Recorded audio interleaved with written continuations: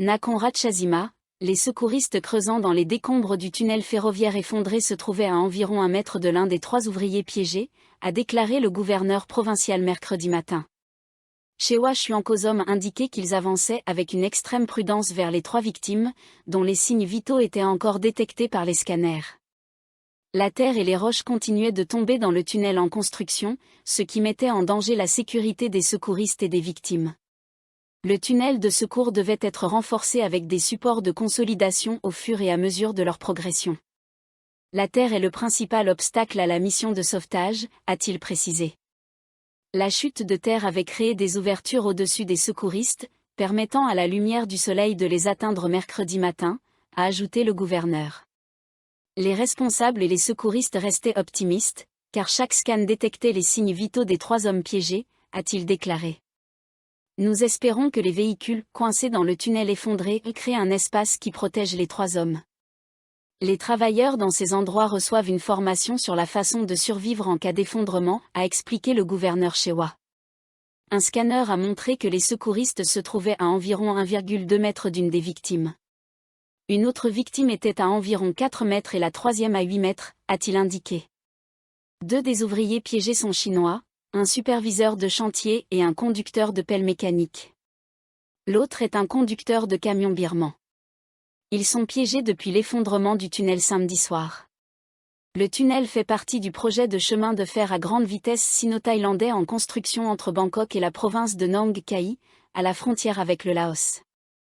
L'effondrement commence à environ 1,5 km de l'entrée du tunnel, situé près de la gare de Klong Kananchi, dans le tambon Chan Tuek du district de Pak Chong, à Nakhon Ratchasima.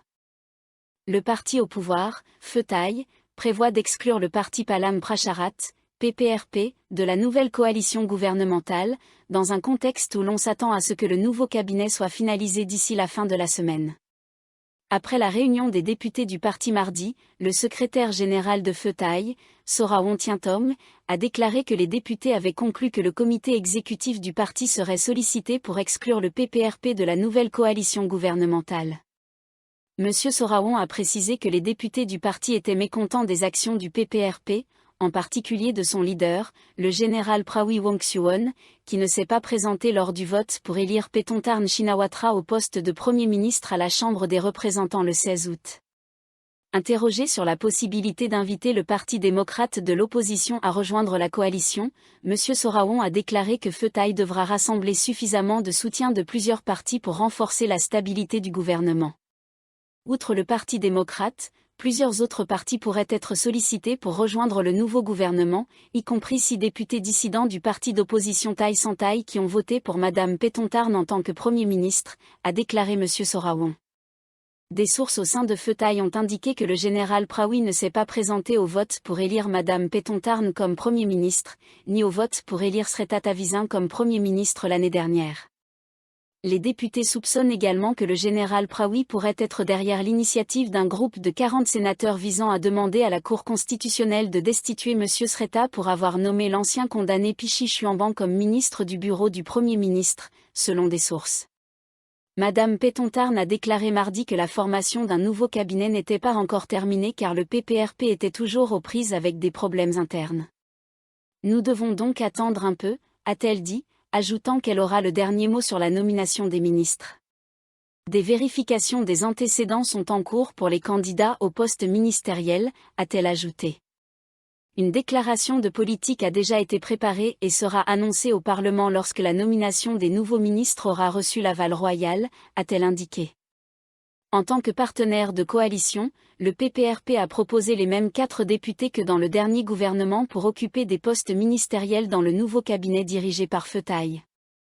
Il a déclaré que si le parti au pouvoir juge l'un des 4 inéligibles, le PPRP trouvera des remplaçants. Le ministre par intérim de l'Agriculture et des Coopératives et secrétaire général du parti, le capitaine Tamana Prompo, a affirmé qu'il n'avait pas pu assister à la réunion du parti vendredi dernier en raison d'une fonction plus importante.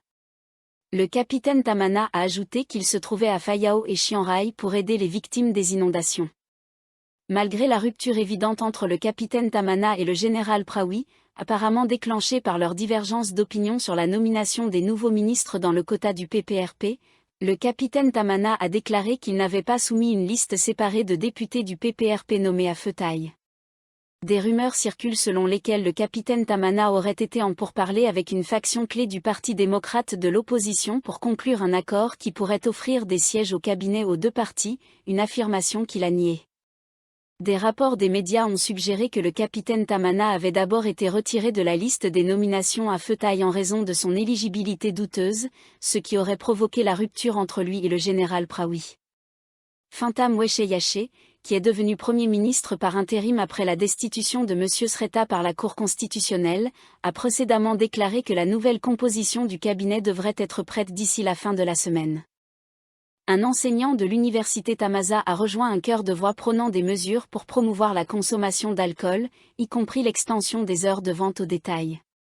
Selon un universitaire favorable à l'alcool, le gouvernement devrait modifier les lois pour permettre des heures de vente d'alcool plus longues pour les touristes, lever l'interdiction totale de la publicité pour l'alcool, réduire les droits de douane sur les boissons alcoolisées, ajuster la structure de la taxe d'accise et offrir un soutien plus large aux petites et moyennes entreprises qui produisent ou vendent de l'alcool. Plus de flexibilité est nécessaire avec les demandes touristiques changeantes pour réduire l'impact des lois de contrôle de l'alcool sur les opérateurs commerciaux et les touristes, a déclaré Sutikorn Kinkaeo, professeur adjoint à l'Institut de recherche et de conseil de l'université Thammasat. Plus de prohibition des ventes d'alcool les jours fériés religieux importants dans les hôtels. L'interdiction totale des publicités pour l'alcool devrait être remplacée par des publicités accompagnées d'un avertissement sanitaire, a-t-il ajouté. Citant les résultats d'une enquête récente menée auprès des Thaïlandais et des touristes étrangers, il a indiqué que la plupart des répondants ont affirmé boire de l'alcool 1 ou 2 fois par semaine. La plupart préfèrent boire de la bière ou des spiritueux dans un restaurant ou un bar, et le goût des boissons alcoolisées compte le plus, suivi de l'ambiance, a précisé M. Sutikorn. Jusqu'à 98% des personnes interrogées ont déclaré n'avoir jamais rencontré de problèmes graves liés à l'alcool après en avoir consommé, à l'exception de la gueule de bois occasionnelle, a indiqué M. Sutikorn. La plupart des entreprises touristiques interrogées se sont plaintes des restrictions sur les heures de vente d'alcool, affirmant que cela nuisait à leurs activités dans une économie déjà au ralenti. Les lois interdisant les publicités pour l'alcool, quant à elles, sont quelque peu vagues et donc sujettes à des abus par des agents de la force publique corrompus, a noté l'universitaire. La structure de la taxe d'accise du pays devrait également être revue, a-t-il déclaré. Les boissons alcoolisées devraient être taxées en proportion de leur teneur en alcool pur. Réduire les taxes sur l'alcool pour les spiritueux importés stimulerait également les ventes pour les entreprises touristiques. Le gouvernement devrait également encourager l'utilisation d'ingrédients locaux pour produire des cocktails, a suggéré M. Sutikorn. Tienprasi Cheyapatranin, président de l'Association des hôtels thaïlandais, THA, a accueilli favorablement la suggestion de M. Sutikorn d'assouplir les limites de temps pour la vente d'alcool, affirmant que l'interdiction quotidienne de 14h à 17h devrait désormais être levée. Mon souhait est que les hôtels soient désignés comme des lieux où les boissons alcoolisées peuvent être servies aux clients 24 heures sur 24. Les hôtels sont des endroits où la culture internationale de la consommation d'alcool est la norme, a déclaré M. Tienprasi. Si nous pouvons vendre plus d'alcool, nous gagnerons plus.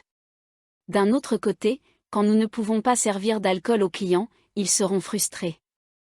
Parfois, ils veulent simplement se détendre avec une bière après un long vol, a-t-il ajouté.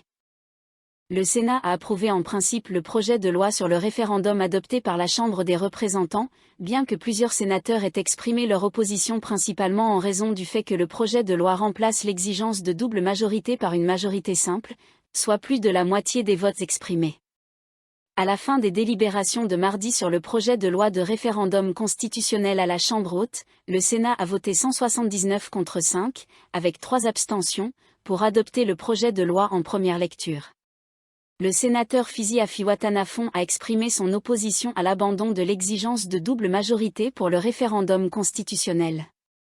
La double majorité fait référence à une exigence de la loi sur les référendums qui spécifie 2 conditions pour qu'un résultat de référendum soit considéré comme contraignant. Premièrement, plus de 50% des électeurs éligibles doivent avoir participé au référendum, et la majorité de ceux qui ont voté doit l'approuver.